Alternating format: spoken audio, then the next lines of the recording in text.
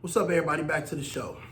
Okay, so while I'm here in Detroit, I wanted to just reach out to some family members and have some fun, kick it with some people.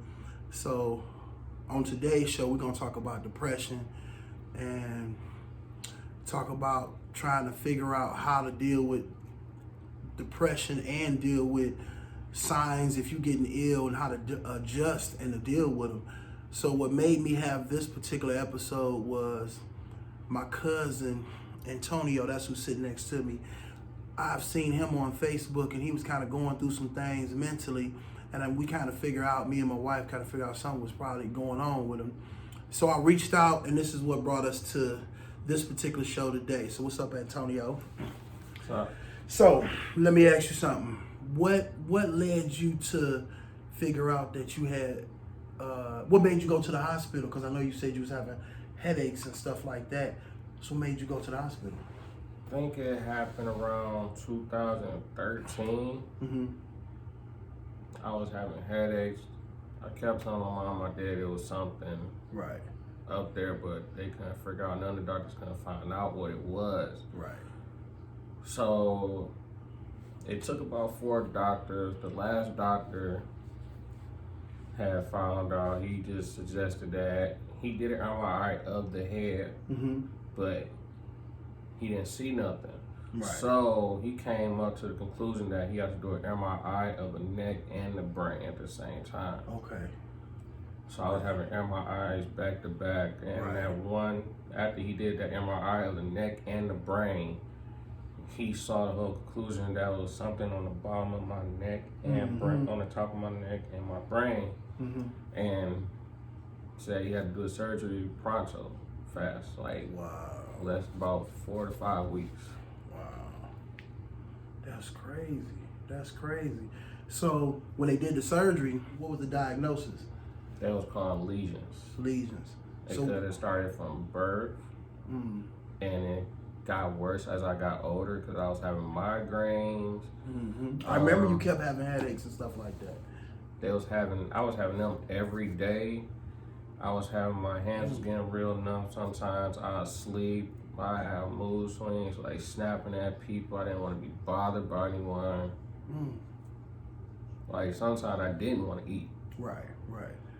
So all this was coming from what was going on with your lesions, right? Yeah. That's crazy. That's crazy.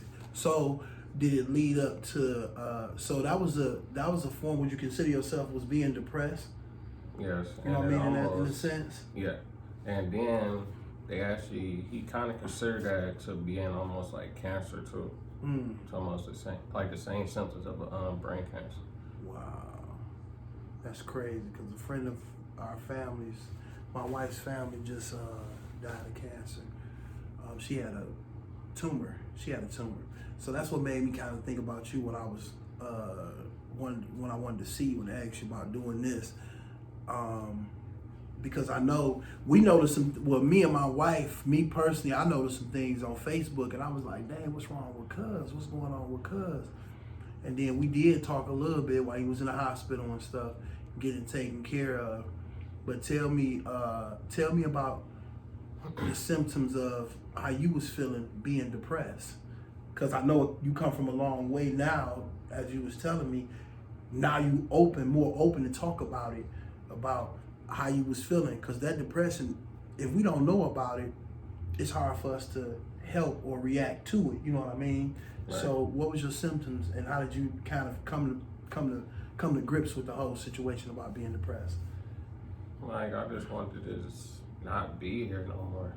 I wanted to give up, especially when I went through the whole surgery thing, because I spent my first day I was in the hospital. Well, I had the surgery later on that day, probably about 2-3 o'clock that afternoon, and my surgery went longer than it's supposed to, actually. What else? I think I was in the hospital for about a good week because I was in ICU. He had me on morphine, hitting the button like every 7 to 8 minutes. You was in some serious pain. Yeah, so I was in and out, hitting the button every 7 to 8 minutes. Went home. I came back because I was leaking fluid from the back of my head. Mm-hmm. And they kept trying to find out what was the problem, send me home at least about 2-3 times. Right. But I stayed in the hospital a couple of days. Then that one last time, my mom had to come with me, out there, sit out. Actually, I stayed at my mom's house that last time I actually was in the hospital. Right. And I was asleep on the couch. I just had to just go to sleep on the couch. I didn't want to lay in the bed or anything. Mm-hmm. And I woke up, I couldn't move my legs or anything. Wow. Lucky my phone was right next to me. Right. And really couldn't really open my eyes like that, really, to So even it put see you my in phone. like a light paralyzed state. Yes. So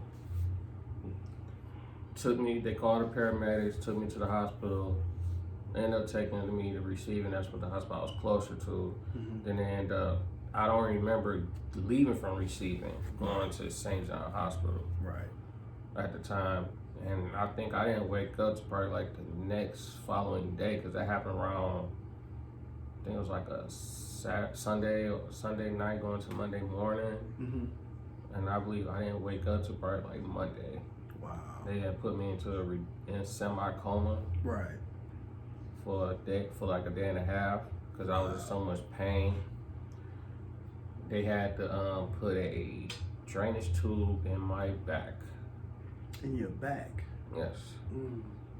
I had to lay on the bed for about a good week, because I had... When you like laying on your stomach or your side? Nope, I couldn't do none of that. You had to lay on your back? Mm-hmm. With this tube in your back? Yes. Wow. For a whole good week. Couldn't walk. Couldn't go to the bathroom, really. If I did, I had to use one of The pans, the bed pans? the stool. Oh, They stool. had to walk me to the stool. Oh, okay. And I had some times like I just wanted to give up while I was there, because I was in so much pain. It's like it's unbearable. I wouldn't even put on my worst enemy or anybody that you have to go through something like that. Wow. And I think I did go home because it was like a lot of fluids. It was like infected. My body almost nearly the whole body got infected because of what went on. Wow. And I believe, I went home. I went to go check on my place, me and my mom, my mail and everything, my car. Right.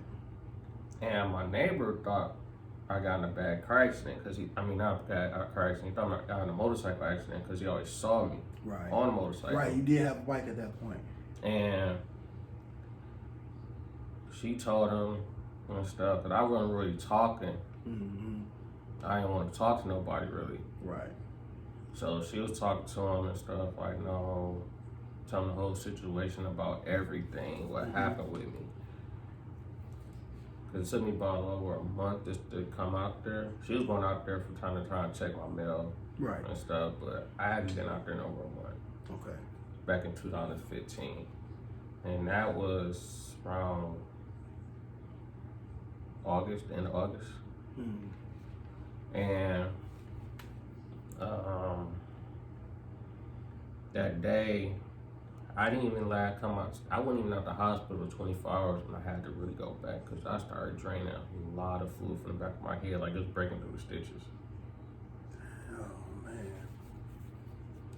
And that time, that's when I spent over almost 2 months in the hospital. With the whole progress of me from the surgery and me getting better, I think I spent almost 3 months. Wow. And I know that had to be just a draining situation in the sense of not being funny, but just on your mind, being in the hospital and stuff like that. So being hooked up to different incapacitated, machines, being incapacitated, yeah. different machines.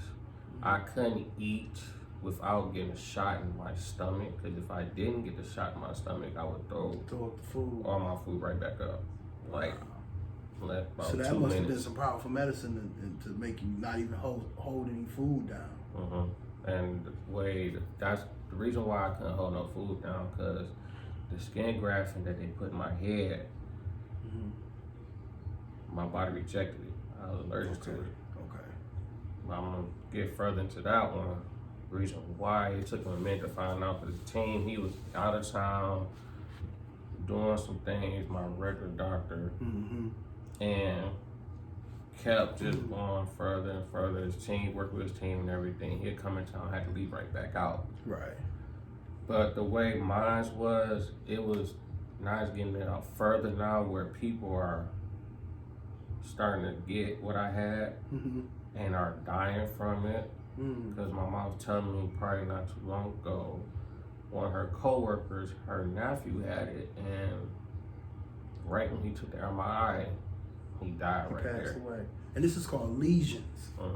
And this is, now from what you were told, is it a form of cancer, or is it a form of cancer, or is it just something like cancer but not it's not cancer, but it's like cancer-ish? Something like cancer. Okay.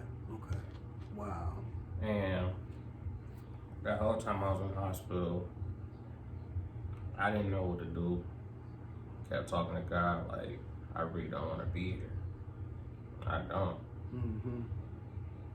And one time I told my mom, I was like, I want to go home. I want to leave. She's like, you gonna go home soon? I'm like, that's not what I'm talking about. That's not even what you was talking about. Like, I really want to leave. Like, I'm in so much pain. Like, I really did.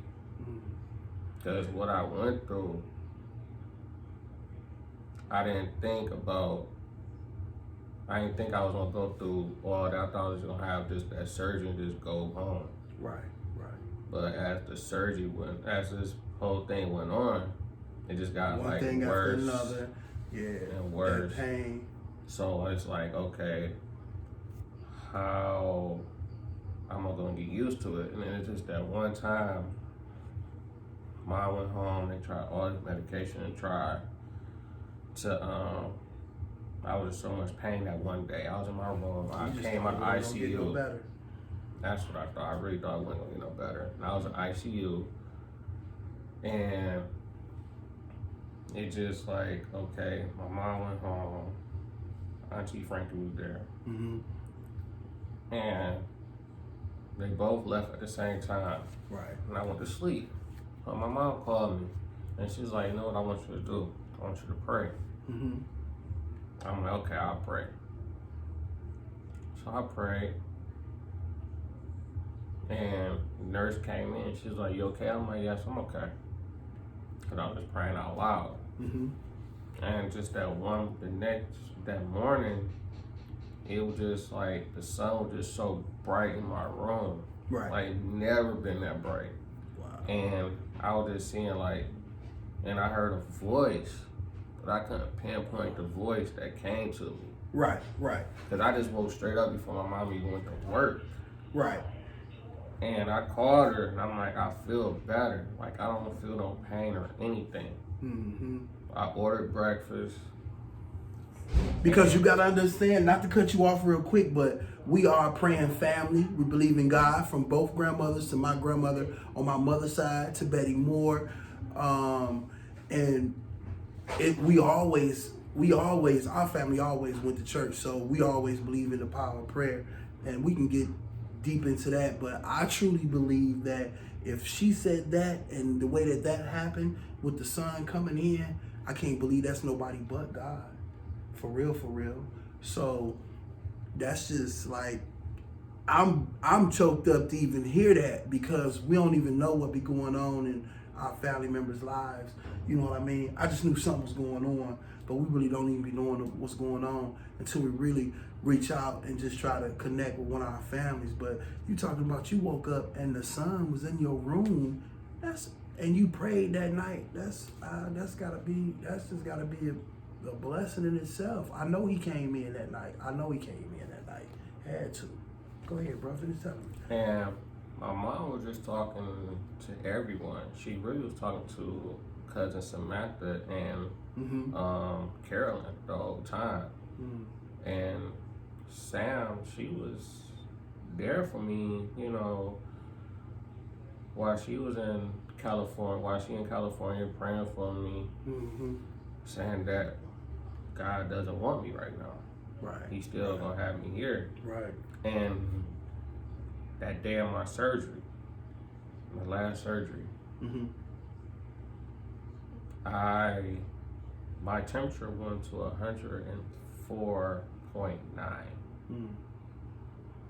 And I didn't eat nothing. I didn't go to surgery till most 10, 11 o'clock that night because he had to have another surgery. A girl was being flown in from a car accident. And they tried everything to drop my temperature. Ice, the IV, everything. Right. I had to come out all my clothes. And they surprised that I survived that whole thing. While my temperature was that high. Well, it was that high, so it's like, I'm blessed to really be here. You don't feel like not being here no more, right? You know, as far as the depression. I don't feel that way no more. That's good. Excuse me. But it's like, okay. And my mom talked to Sam, and she was like, his temperature's gonna drop. It's gonna drop as soon as he go in surgery, and it did. It dropped so quick. And it's like, okay, a lot of people I told about that was 104.9. It was like, that is death right there. Right. How your temperature drop, man? That ain't nothing but God, bro. And I know Samantha know. What's up, Samantha? Cuz, what up, though? So I know she know. That ain't to me. That ain't nothing but God. I can't look at it no other way. We go through so many things and be wondering how we come out of them, not even knowing that he got a plan for us. He got his covering angels, or what's the word they say? He got his hedge of protection around us. I truly believe in that. I do. And I ain't no preacher or nothing, but I know what I know, and I'm gonna believe what I believe until I'm proven wrong. For real. So I understand that. That's good. So did you talk to Samantha after your surgery? Yes. Okay. And I actually went out and put it on Facebook. I put the pictures on Facebook, let everybody know what I went through, put on Instagram, because I stayed off for a long time. I actually didn't post anything. I was on there during the summer, but I didn't go back on Facebook or any type of social media till that next following year. Right. Because I was still going to depression. And after my surgery, I didn't know they went into my leg. My mom and my dad knew, but I didn't. Because I'm like, I can't feel nothing in my left leg. I have a whole scar going up my leg. I had staples in it. Because the skin grafting they used is pig skin the first time. My body rejected that. That's the reason why I went through all that. Wow. So they used my own skin grafting to put in my head, and that helped ever since. So after that, in my room, I'm like, I can't feel nothing. And they actually told me, the nurse told me that you went in your leg. So I was in a wheelchair for a little while. Then I went from a walker. I was in a walker for about 5, maybe 6 weeks. Okay. And I just felt like around that time too, I didn't want to be seen outside. Like, I'm a young person in a walker walking around everywhere. And I just felt so self-conscious about everything.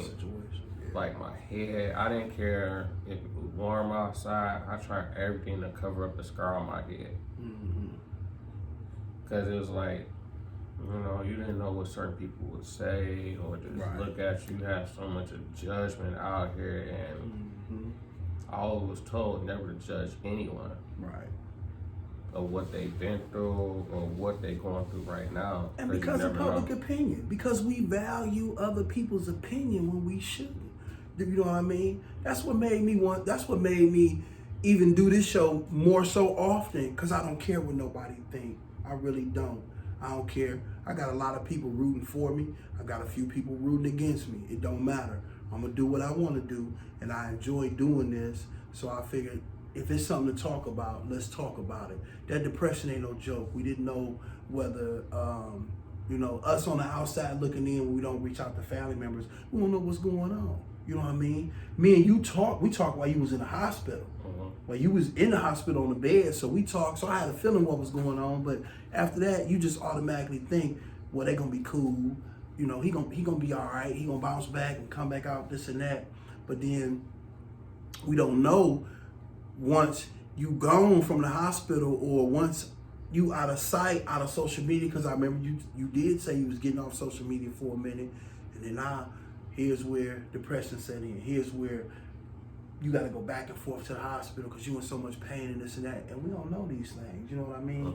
So that's good. I'm glad. I thank God that you didn't take your life. It's people that wasn't strong in the mind and probably didn't have the proper faith or anything, and they just didn't want to be here, and they took that other route because that depression set in and take over, and it had you want to take yourself out the game, and it had you going to do it and take yourself out the game.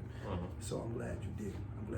I thank God that you didn't, because I think you got a better plan. He got a better plan, not you, because we ain't got no say so in this. I think he got a better plan. Yeah. You know. And I lost a lot of weight too out of that process of me being in the hospital, because I went in the hospital weighing at like 209. And I didn't come out. I was weighing at 174. I lost a whole lot of weight. Oh yeah. You was Like, out there looking like a crackhead, boy. You was that Yeah. there. You was for real. I know. I was one skinny around that time, boy. That's crazy. So let me ask you something. What would you tell somebody that on a depression tip? Like, how would you tell somebody if you had a friend that was going through it? What would you tell them? How to get help? How would you tell them to go about getting some help? Because I don't know how you went and came through it. We're gonna talk about that real quick, but before we get to that, just let us know, how would you approach your friends since you've been through it? That's the only reason why I'm asking. Since you've been through it, you see somebody, one of your friends or something, how would you tell them to go get some help?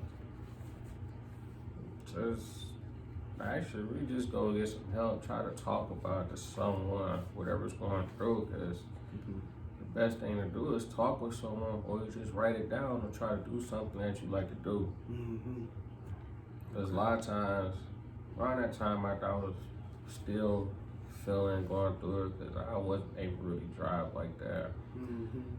Then I would walk, and I just beat it myself, and I just try to draw. I went back to drawing and just try to talk with someone.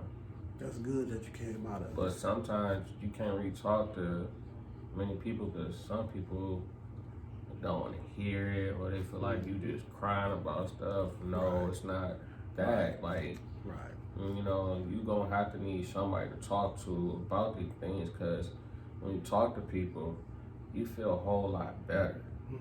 Even when you walk or do something that you like to do. Right. Because that's the only way you're going to not feel depressed. So now, everything is good. Okay, good. That's good to hear. Because it's really hard for people to talk about depression, one. And it's so hard for a person to admit it and try to go get some help. So on that note, I will have some numbers that's gonna pop up on the screen, the bottom of the screen, when we finish putting this show together on depression, some 1-800 numbers where you can call some people and try to get some help on depression. So we definitely glad that that my cousin is still here, because I love him. This is my little dude right here. So I just wanted to have this show because I knew he had went through a situation. So I felt it was important for him to come out and say and talk about it. Let's talk about it, because we know that depression is a hard issue to deal with. You know what I mean? So we have to understand that if we know somebody that's dealing with depression or anything, it's important that we try to help them. I do believe that, you know, a lot of times we be so, what's the word I'm looking for? We just be worried about public opinion when it come to people, when it come to family members. Oh, he just going through a thing, he'll be all right, this and that. Well, we don't know what that person is going through. So I truly encourage in this day and time that we reach out to our family members and say, what's up? Let them know that we love them and things of that nature, and just try to connect with them, because you never know what somebody going through. I knew something was going on with you, and I knew it was just above normal that something was going on with you over the time. So I'm glad that you're still here and we had a chance to put this together. So, man, I just thank God for that. And I don't know, I'm just kind of choked up about it, but I'm happy because it could have went totally south and we couldn't be having this conversation. I want to have conversations more about this, about just life in general. That's why I'm doing what I'm doing. So on that note, we're going to end this show. Thanks to Lil' Cuz for coming out. And like, I'm getting choked up now. So I'm just going to say this real quick. Keep God first. Everything else will follow. It's the BigMoe Show and we out.